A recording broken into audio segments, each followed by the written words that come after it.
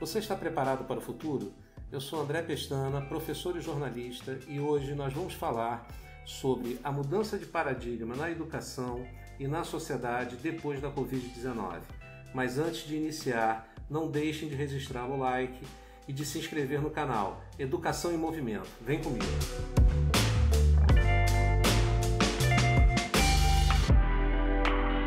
Para início de conversa, a gente precisa entender que o que fez o homem ir mudando ao longo do tempo, evoluindo, foram as ferramentas que ele foi capaz de desenvolver.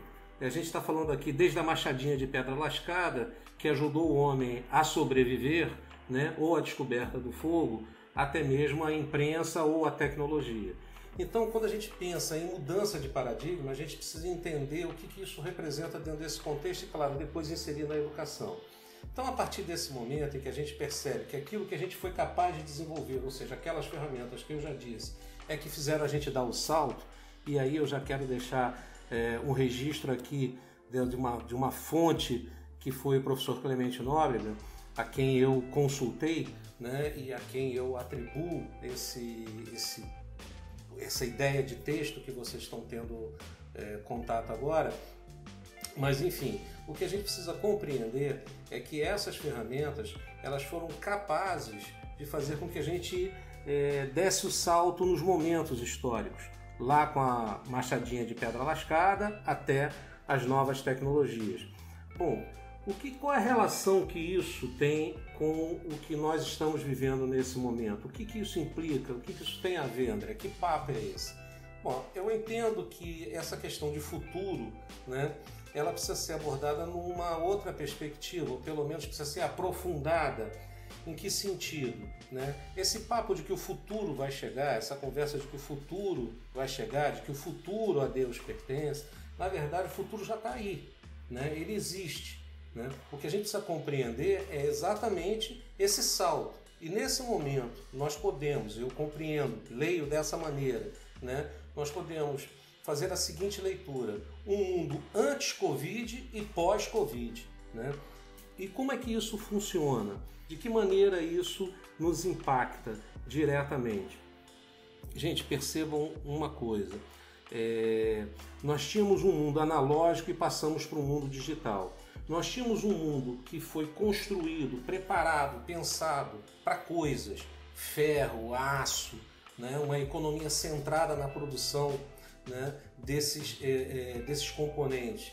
E migramos para um outro mundo pensado e estruturado para coisas que se configuram e reconfiguram. É a questão, por exemplo, dos softwares, é a questão, por exemplo, das plataformas, dos sistemas de inteligência. Quer dizer, tudo isso demonstra claramente o quê? Uma mudança de paradigma. Né? Aquele mundo que existia até pouco tempo atrás, né? Nós estamos falando aí do final do século XX, ou próximo a isso, esse mundo acabou.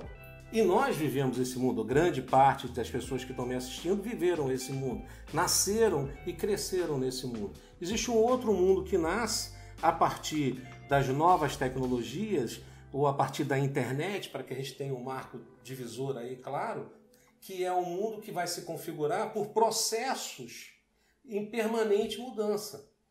Consequentemente, a partir dessa realidade, nós podemos imaginar o quê?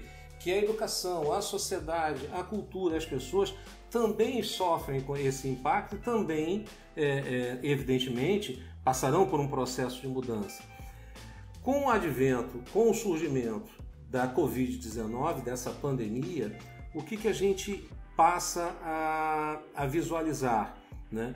Que essas ferramentas que já existiam, esse é o grande ponto, né? Porque a gente fala, por exemplo, em educação à distância, mas a educação à distância não é uma ferramenta, não é algo que está à nossa disposição há 6 meses ou há 1 ano, é algo que já vem sendo trabalhado, eu diria, em escala há pelo menos 20 anos. Né? Então, o que explica a questão da educação à distância, ou a questão dessas novas tecnologias ainda encontrarem numa massa expressiva, ou num conjunto expressivo de pessoas uma resistência muito grande? É exatamente essa mudança de paradigma. Eu insisto nisso e não é por acaso nem por um joguinho de palavras, é porque isso realmente é o marco divisor da coisa.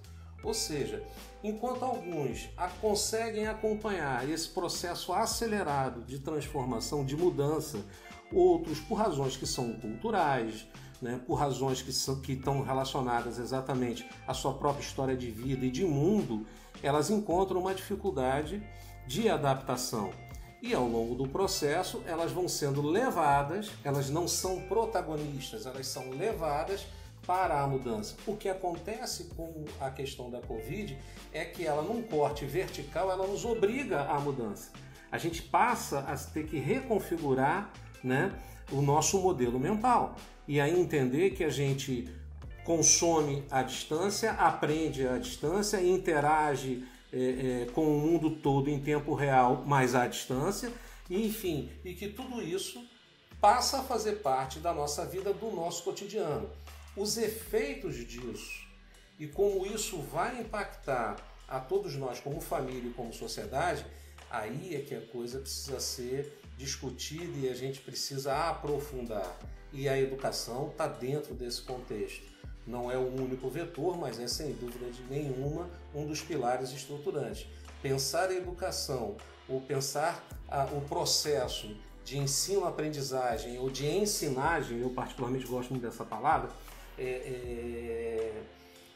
vai fazer toda a diferença para as organizações e para as pessoas e para a família, né? Porque, na verdade, a escola foi para dentro de casa. Até ontem, a casa ia para a escola. Hoje não, a escola vem para dentro de casa, né? E como isso vai impactar as famílias? E como isso vai conseguir ganhar corpo e ser inserido propriamente numa rotina? Porque até então nós ainda estamos impactados, nós ainda estamos aprendendo, a gente ainda está tentando entender o que está acontecendo, né?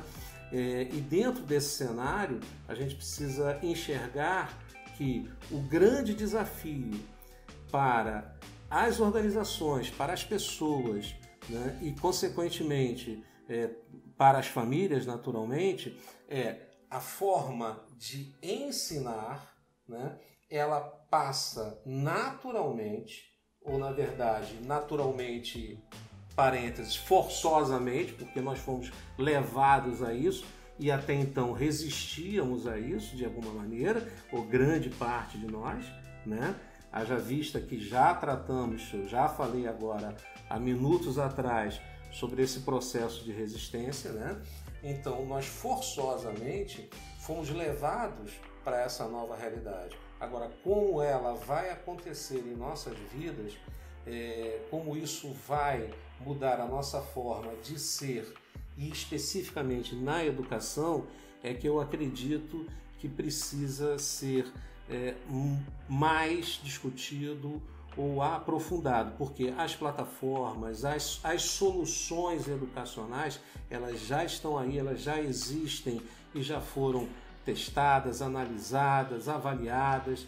É possível fazer com competência, é possível fazer com qualidade, isso já acontece, né? E é fato, é comum, qualquer um de nós pode consultar e viver cursos fantásticos à distância, mas como isso vai acontecer na nossa vida daqui para frente, e sobretudo eu aí aponto no que diz respeito à dimensão da educação básica, desde a educação infantil até o ensino médio, em especial ali nos anos iniciais, eu estou falando da educação infantil, do fundamental, primeiros anos, quer dizer, como é que a gente vai conseguir estabelecer essa relação humana, tendo entre as duas partes ou entre as várias partes, professores e alunos, educadores e alunos, comunidade educativa, uma distância natural. Como é que a gente consegue gerar empatia, como é que a gente consegue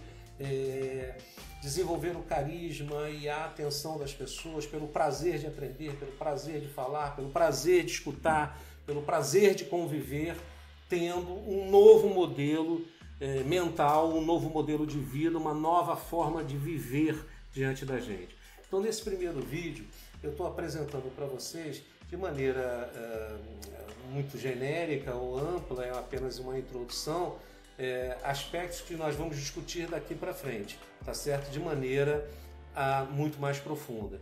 Então, no nosso próximo encontro, a gente vai abordar especificamente esse cenário via educação. Educação formal, a educação que todos nós conhecemos. É isso aí, minha gente. Um abraço e até a próxima.